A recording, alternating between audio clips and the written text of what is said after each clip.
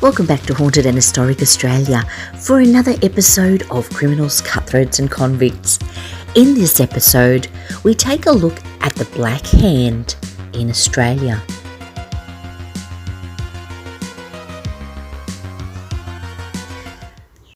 We've all heard the word Mafia, especially over the last 50 years.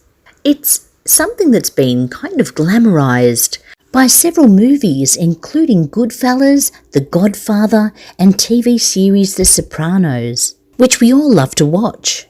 And it's brought about an interest in the Mafia for many people who enjoy these movies. Many of the big names in the Mafia in America, especially in the 70s and 80s, were very much admired by many, and of course feared too. Performed heinous crimes and lots of murders, while some members decided to keep the Mafia secret, like Sammy the Bull, right up until he was going to be used as a scapegoat, then came out about the Mafia. But for most it was a secret society. Others, like Gotti, would parade out in front of everybody and make donations, lavish gifts and celebrations in the streets for notoriety.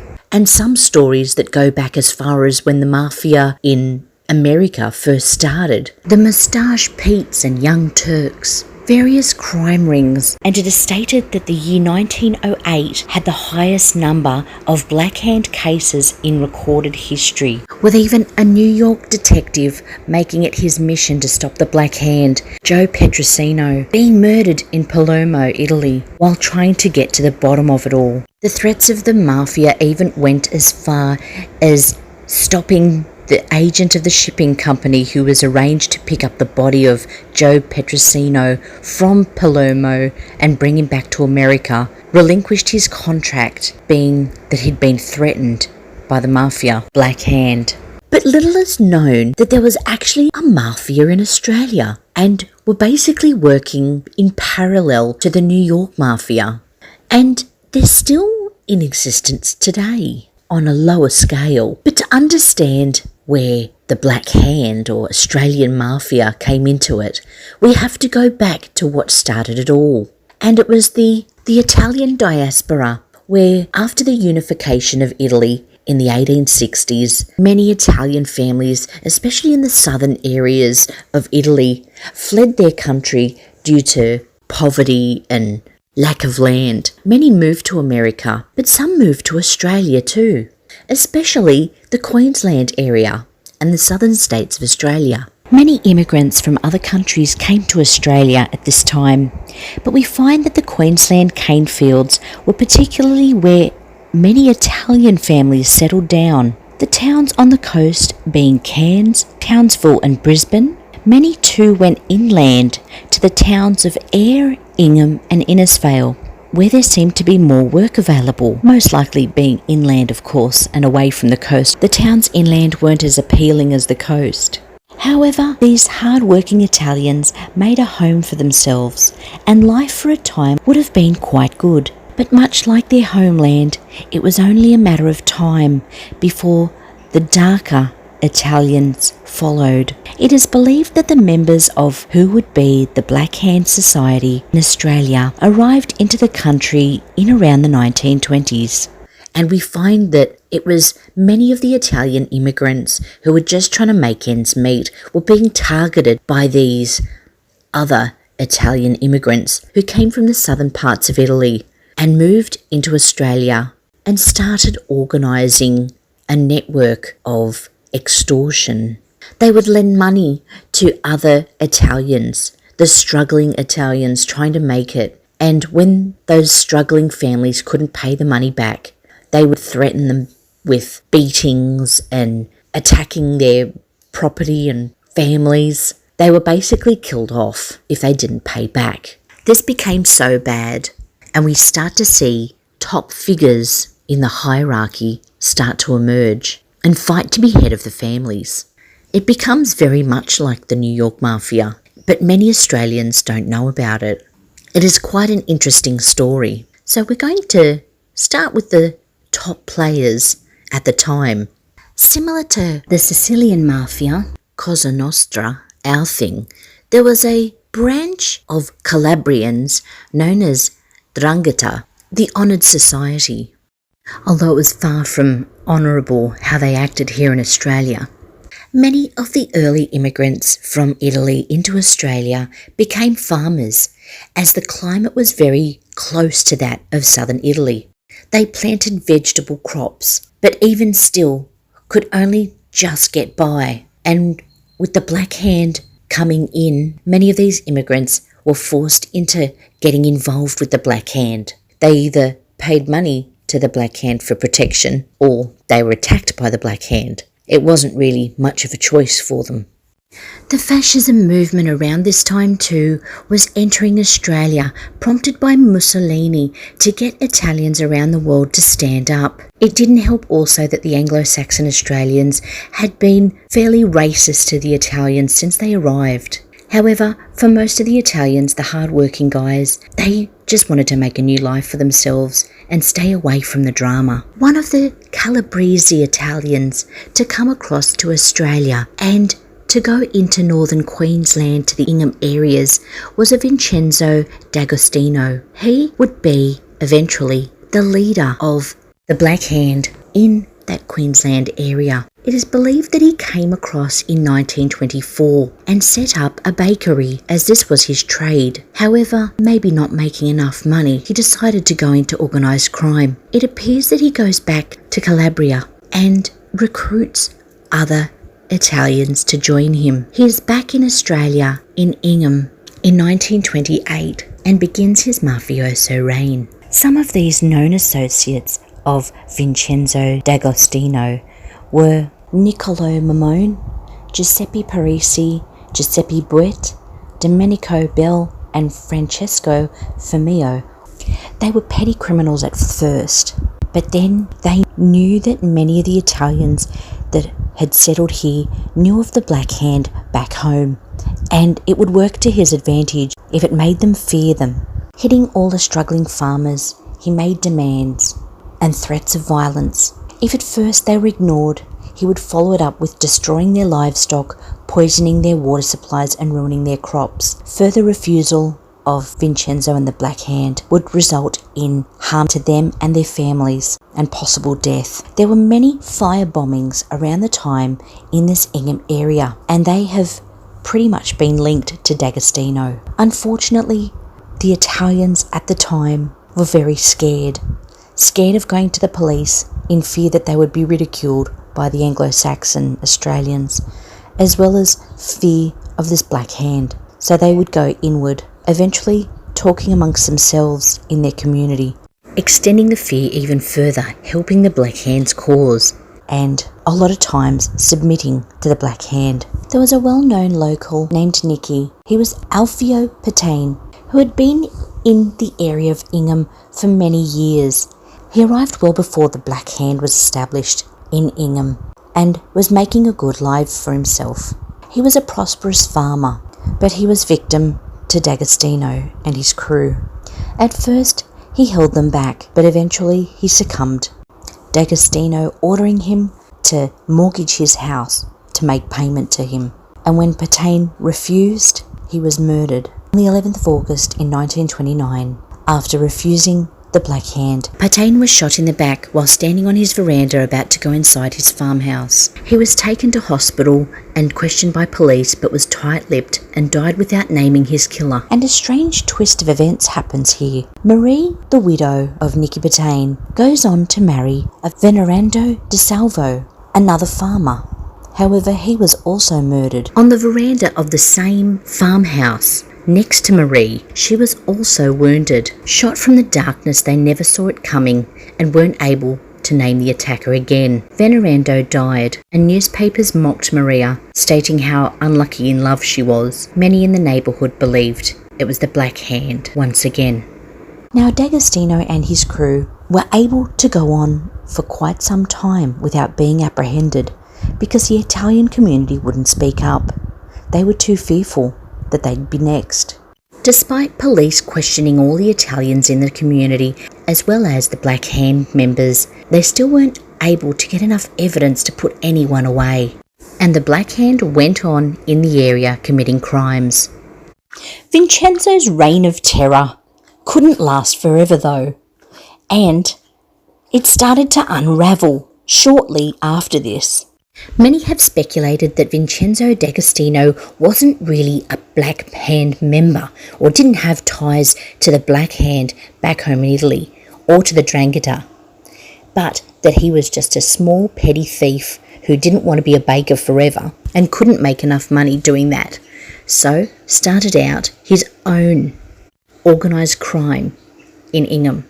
It is believed that D'Agostino looks after his own, as he becomes sort of a bail bondsman for members of the Black Hand who get jailed, and gets them out of jail pretty quickly so they can keep working for him. But one of his men doesn't seem satisfied. Now we reach the time of the 1930s, and one of Vincenzo's men, Domenico and Vincenzo have a falling out, and it could be that Domenico did not want to pay money or tribute to Vincenzo anymore, and he wanted to go out on his own. So he travels to Sydney and starts up his own gang there, which puts him in direct competition with others who are running Sydney at the time. And we're definitely going to get involved in what goes down in Razorhurst, but not just yet. Leaving the Queensland branch of the Black Hand, Domenico builds a connection to the Griffith Black Handers. It is said that Domenico wasn't actually from Calabria. They've listed him as being from the Camorra, which were from originally Campania in Italy, who pretty much worked along the same lines as the 'Ndrangheta. Now, Domenico left D'Agostino's family, so to speak, and it has been written that this wasn't a pleasing thing for D'Agostino. Soon after Domenico is in Sydney, he decides to go out for the day, telling his wife that he'd be going down to the barber. Now, at this point also, Giuseppe Mamone has a barber shop in Sydney, and it is believed that Domenico went to meet with Giuseppe Mamone, or Nicola Mamone as his alias. It is believed that Giuseppe Mamone owes £10 to Domenico and that it is believed that they met up in order to make the payment.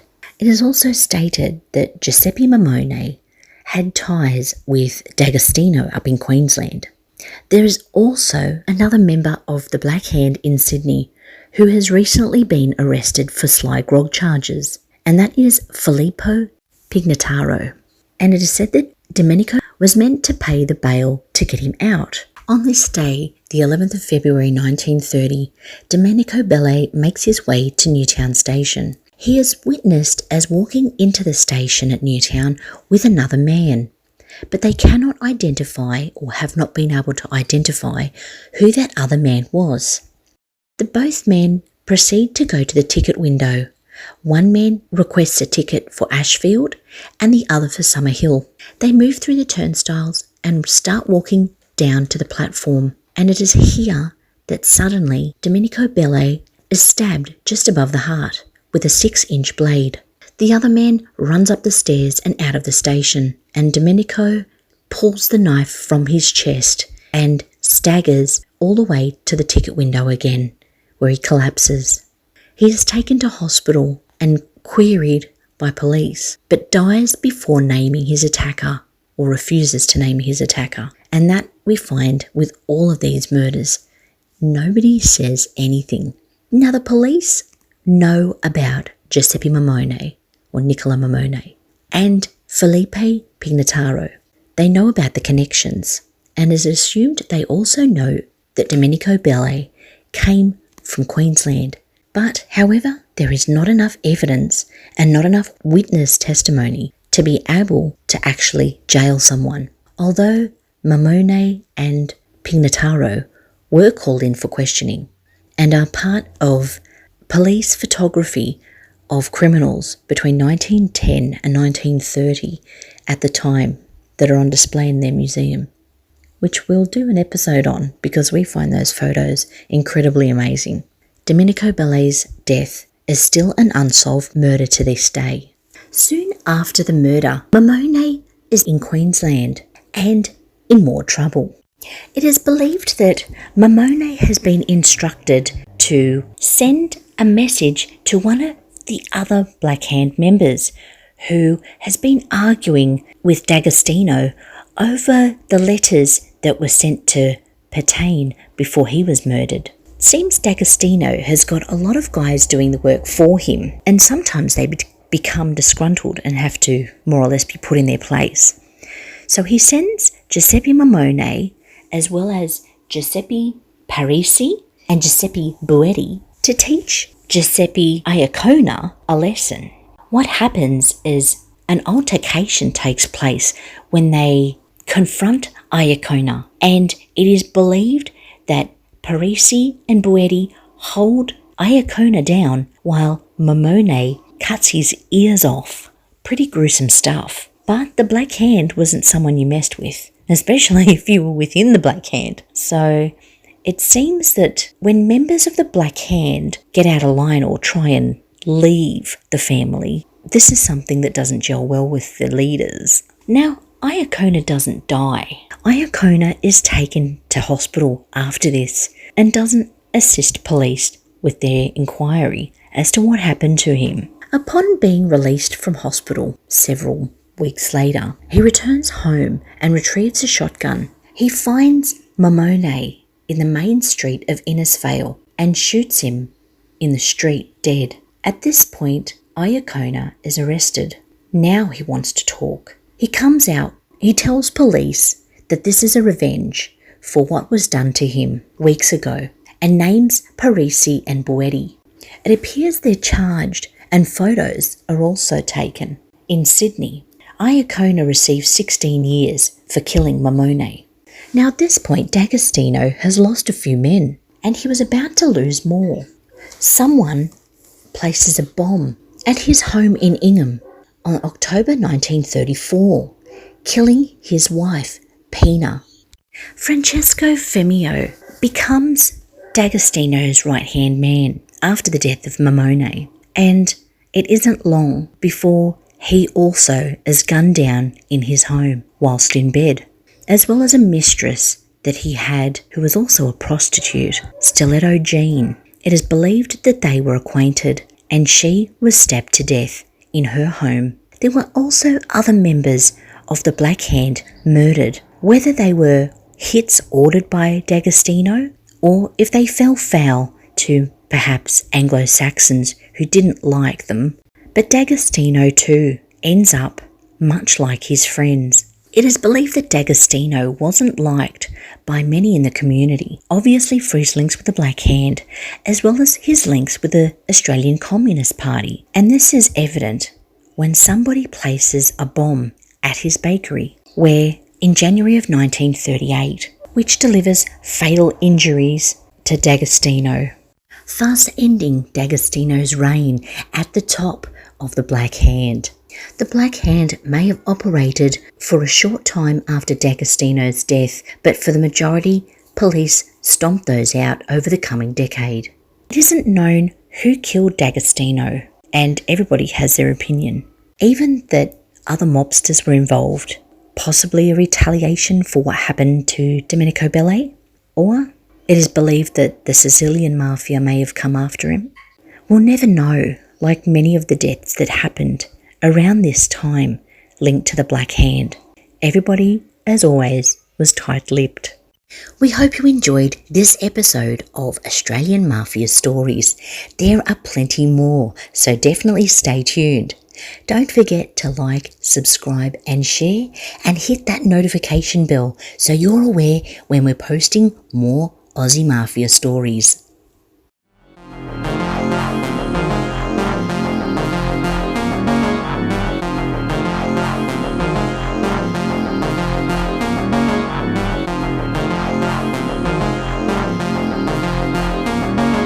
Let me understand this, because maybe it's me, I'm a little up, maybe.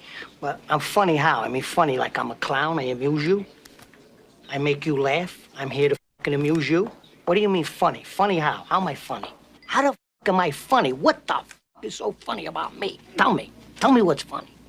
Get the fuck out of here, Tommy. Okay, I almost had him. You stuttering prick, yeah. Frankie, was he shaking? I wonder about you sometimes, Henry. You may fold under questioning.